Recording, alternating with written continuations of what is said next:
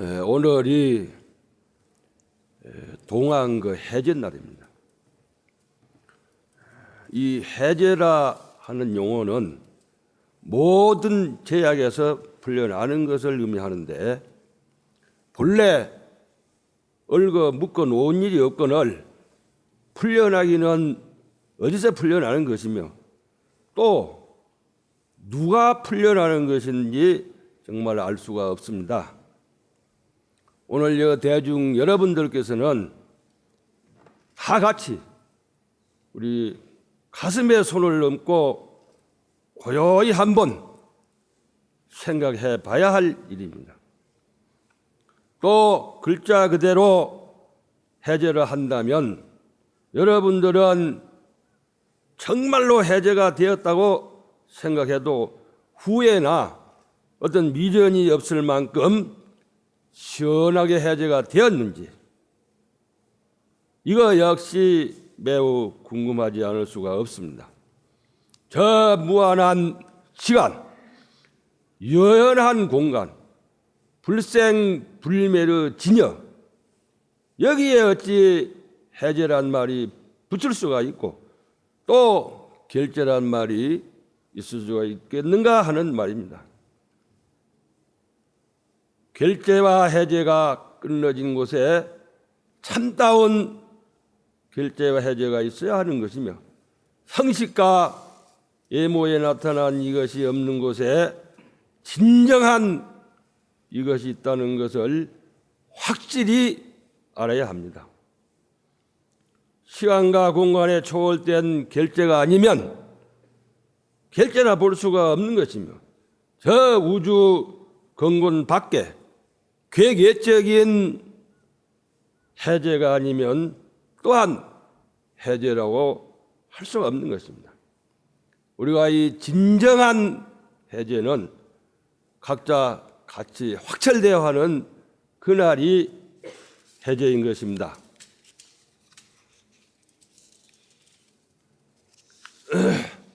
건실한 수행과 알찬 더욱 정진을 가중하기 위해 가지고 무형한 가운데 유형한 기간을 설정한 것이라 한다지만, 우리들에게는 그 기간이라는 것이 있을 수가 없으며, 또한 한도라는 것도 있을 수가 없는 것입니다.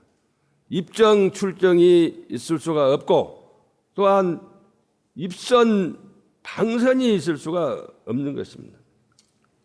저 생사의 무서운 윤회가 굽이치는 여기를 어떻게 해야 건너갈 수 있을까 하는 것입니다. 무상살기가 무서운 박해과 저 삼계하태의 뜨거운 남야를 어떻게 해야 건너갈 수 있을까 하는 것입니다. 포고 말씀의 굳은 신심과 전미개의 비상한 각오로 시급한 자신을 구제하지 않으면 안 될 것이며, 영생의 대생명을 구하지 않으면 안 될 것입니다. 이 해제라고 해서 깨달음을 이루지 못한 상태에서 게으른 생각을 내서는 안 되고, 결제 중에 하던 그 화두 공부가 계속해서 이어져 나가야 합니다. 심해의 무불, 즉심즉불, 심심심이면 난가심이라고 했습니다. 이 마음밖에 부처 없고, 즉 마음이 부처이며, 이 마음으로 한 이 마음 가히 찾기가 어렵다고 했습니다. 우리가 이 할 수 없는 이 한 물건이 마음이라고 한다면 반드시 이 물건을 알아내야 할 것입니다. 마조 도일선사는 법문에서 언제나 항상 말씀하시기를 이 마음이 곧 부처라고 가르친 분으로 유명합니다.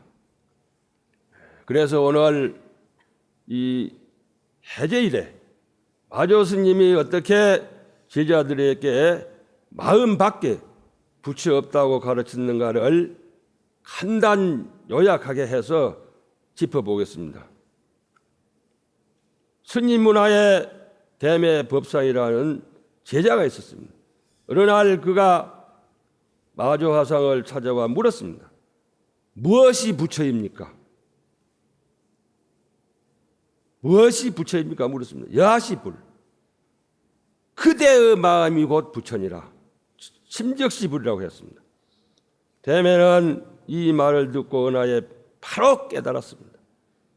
그는 스승을 떠나 산중으로 들어가서 부처의 마음을 쓰고 부처로서 행동을 하며 살아가고 있습니다. 이 마조는 그 소식을 듣고 그를 시험해 보기 위해 사람을 보냈습니다. 그는 대매를 찾아가 이렇게 물었습니다. 스님, 마조 스님께 무엇을 배웠길래 이렇게 깊은 산중에서 사는 것인지요? 내가 마조 스님께 배운 것은 다른 것이 아니요. 마음이 곧 부처라는 그 한마디요. 나는 그것을 믿고 이렇게 부처로서 살아가고 있어. 그러자 찾아간 스님이 비웃었어. 빈근에 비웃으면서 이렇게 말했습니다. 요즘 마조선사 가르침은 좀 다릅니다. 어떻게 다른가요? 요즘은 마음도 아니고 부처도 아닙니다. 즉 비불이라고 가르치고 있습니다. 이에 대해 대면은 그 말에 아무 관심도 나타내지 않고 이렇게 말했습니다.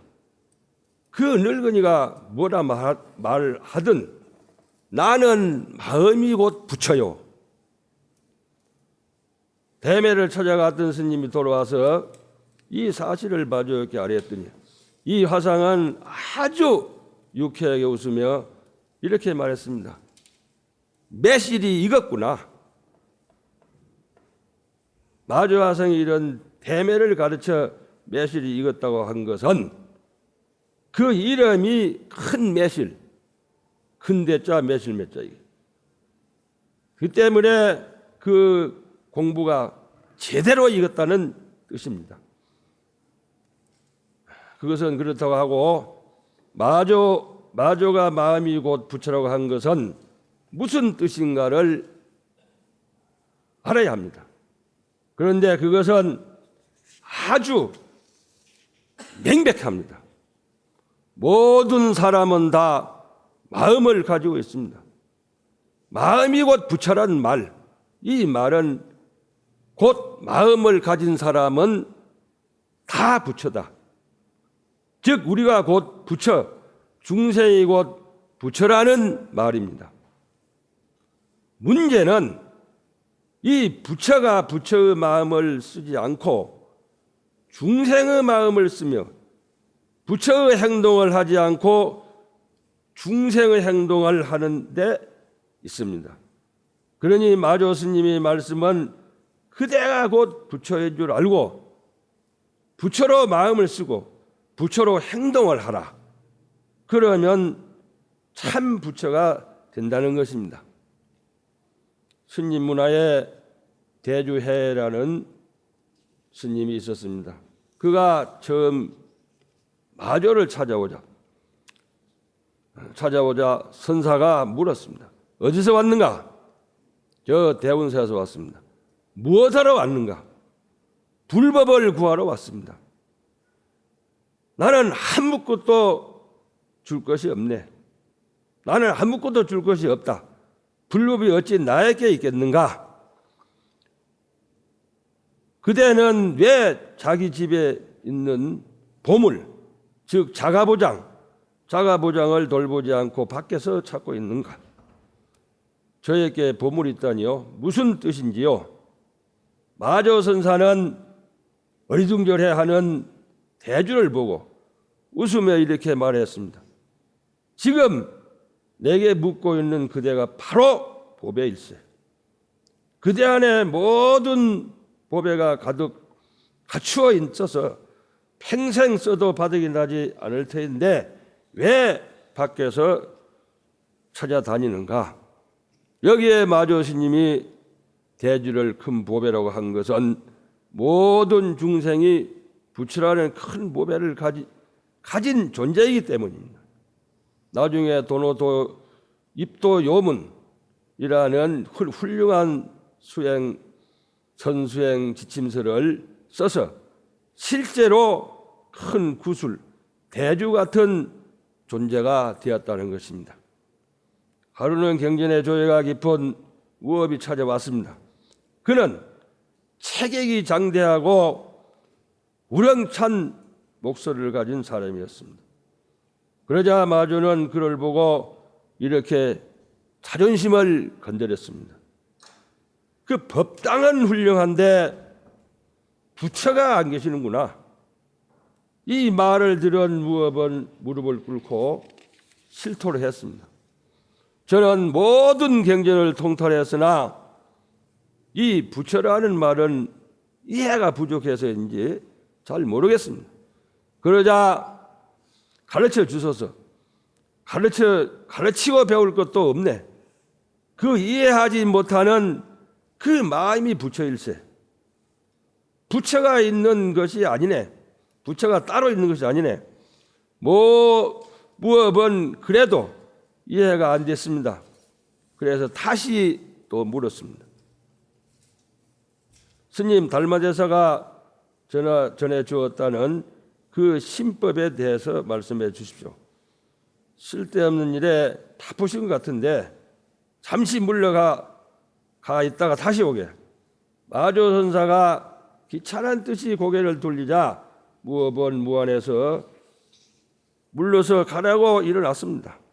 그때 화상이 그를 불렀습니다. 무업이 돌아서자 마조가 물었습니다.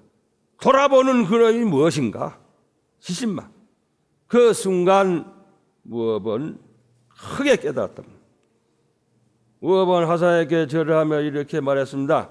저는 경전에 통달해서 내 위에는 아무도 없다고 생각했는데 그런데 오늘 화상을 뵙지 못했다면 평생을 허송세월할 뻔했습니다.